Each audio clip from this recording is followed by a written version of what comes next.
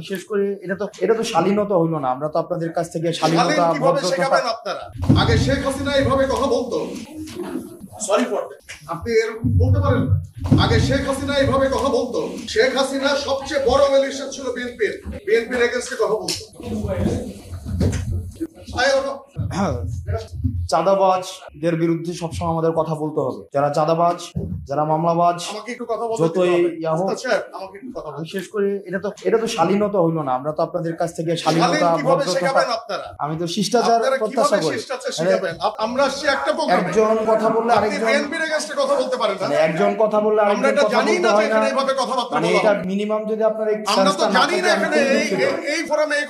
একজন কথা বললে আরেকজন কথা বলতে হয় না।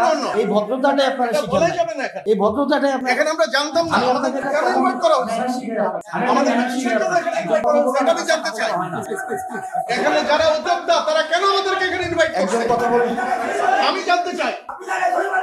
একজন কথা বললে আরেকজন কথা বলতে হয় না। আপনি বললেন আপনার কাছ থেকে আমাদের কেন এখানে ইনভাইট করা হয়েছে এটাকে আমাকে এক্সপ্লেইন করতে হবে। আপনার কাছ থেকে আমরা শিখবো। কিন্তু আপনি যদি এইভাবে একটা প্রোগ্রামের একটা না আপনি এইভাবে কথা বলতে পারেন না।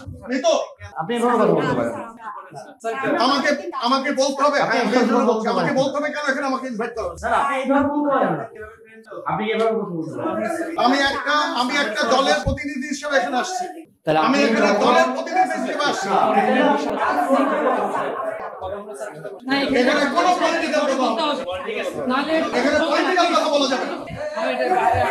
ডক্টর সালাম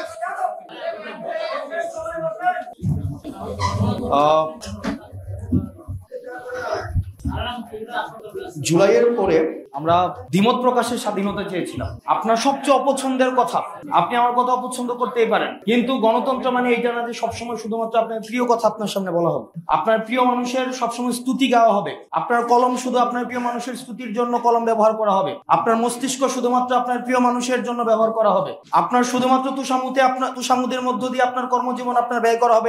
এটার নাম হচ্ছে, এটা জুলাই না, এটার নাম সহনশীলতা না, এটার নাম পরমত সহিষ্ণুতা না। পরমত সহিষ্ণুতা হচ্ছে আপনার সবচেয়ে অপ্রিয় কথাটা আপনার সামনে যখন বলবে আপনি তখন মনোযোগ সহকারে শুনে আপনার বিরোধিতা যদি সেটাকে করতে হয় সেটা আপনি ভার্বালি করবেন এবং সেটাকে আমরা গ্রহণ করব।